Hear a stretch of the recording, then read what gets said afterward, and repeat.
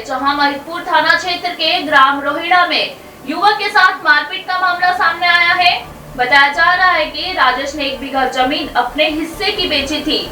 इसी बात से नाराज चचेरे भाई और उनके लड़कों ने मिलकर राजेश के साथ लाठी डंडे और तलवार से मारपीट की। फिलहाल घायल राजेश को उपचार जिला अस्पताल में चल रहा है। वहीं पुलिस आरोपी हमारी पुरानी रंजिश जमीन बेची थी, हमने कर्जा हो गया था। तो वो आके बोलता है कि जमीन तुमने दूसरों को क्यों दी, मेरे को देनी थी, तुम मेरा रास्ता क्यों बंद करती। इतने में आके उसने मैंने समझाया, तो इतने में आके वो तो घर में से तरवाल लेके आया। तरवाल आके उसने मारने की कोशिश करी, तरवाल मैंने उसके हाथ में से छीन ली। तो फिर डबल पाइप लेकर आया, तो 2 पाइप मारे, पहले तो सर में, फिर 2 एक इधर पैर पे मारे। उसके बाद में फिर मैंने उसके ऊपर करवा दी।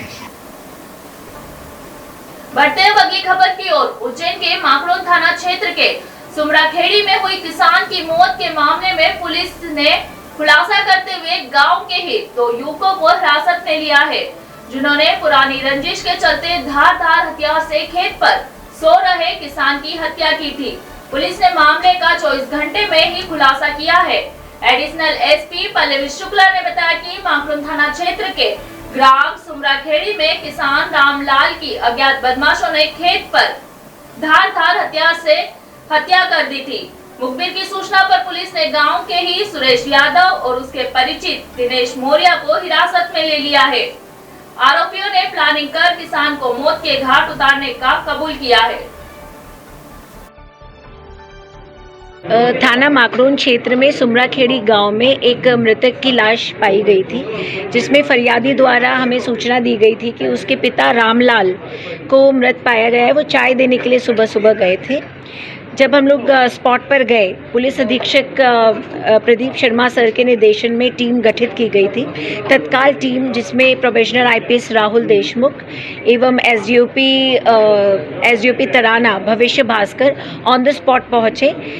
फैक्ट्स और टेक्निकल डेटा एनालिसिस से पता लगा कि ये जो मर्डर हुआ है, ये शार्प एज्ड वेपन से किया गया था।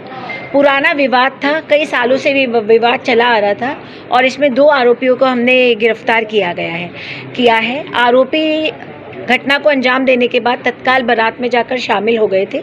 पीएसटीएन डेटा से ये खुलासा किया गया है। ये अंधे कत्ल का खुलासा मात्र 12 घंटे से कम समय अवधि में किया गया है, जिसके लिए टीम ने बहुत अच्छा कार्य किया गया है और मेहनत से ये सफलता हासिल की है। बढ़ते हुए अगली खबर की ओर, बुरहानपुर जिले के उपनगर लालबाग में शहर की सुख शांति और शांतिपूर्ण चुनाव संपन्न होने के उपलक्ष्य में भागवत कथा का शुभारंभ किया गया। कलश शोभा यात्रा लालबाग के हनुमान मंदिर के मुख्य मार्गों से होते हुए भागवत कथा स्थल पर समाप्त हुई। इस दौरान भागवत भूषण हरिकृष्ण ने कहा कि हम भागवत के द्वारा लोगों में एकता बनी रहे और भागवत कथा में श्री कृष्ण ने जल के महत्व को बताया। वहीं शोभा यात्रा में लक्ष्मीबाई, छत्रपति शिवाजी महाराज की झांकियां आकर्षण का केंद्र बनी रही। का कल्याण हो, विश्व में शांति हो, प्राणियों में सद्भावना हो और हमारा शहर, प्रदेश, देश खूब आगे बढ़े सद्भावना के साथ। इसी उद्देश्य के साथ में भागवत जी के श्रवण कथा का सप्ताह आयोजित किया गया है। श्री हरिकृष्ण मुखिया जी एक बहुत ही प्रसिद्ध कथावाचक है। ये उनकी 298वीं कथा है। पूरे हिंदुस्तान में उनने कथा का वाचन किया है और हमारा सौभाग्य है कि हमारे शहर में ऐसे महान विभूति विद्यमान है और हमें सौभाग्य प्राप्त हो रहा है कि उनके मुख्य मंदिर से कथा का श्रवण करने को मिलेगा। हम भागवत के द्वारा लोगों में एकता बनी रहे और जो भागवत के अंदर भगवान श्री कृष्ण ने जल का महत्व बताया, वन का मतलब बताया और उसका क्या फायदा है और जीवन की जीने की कला, ये मानव को सीखना चाहिए, भागवत में बताई है। और सबसे बढ़िया बात कि जीवन जीने की कला तो कई लोग बताते हैं, लेकिन मृत्यु भी एक कला है और वो कैसे मरना। का कल्याण हो,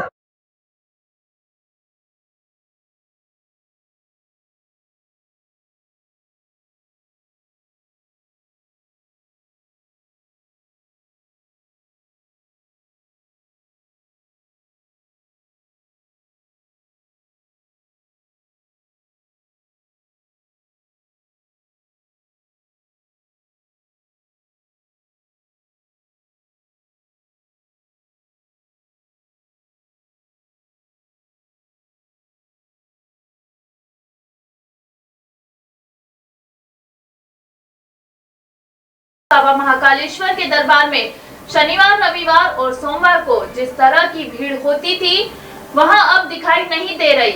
मंदिर के सहायक प्रशासक का कहना है कि हमने श्रद्धालुओं को धूप से बचाव के लिए पुख्ता इंतजाम किए हैं। नंगे पैर चलने वाले श्रद्धालुओं के लिए जूट की मीटिंग बिछाई गई है, साथ ही जगह जगह तंबू भी लगाए गए हैं। लेकिन दोपहर के समय में श्रद्धालु कम आ रहे हैं। अधिकतर श्रद्धालु सुबह और शाम के वक्त में निकलकर बाबा महाकाल के दर्शन कर रहे हैं।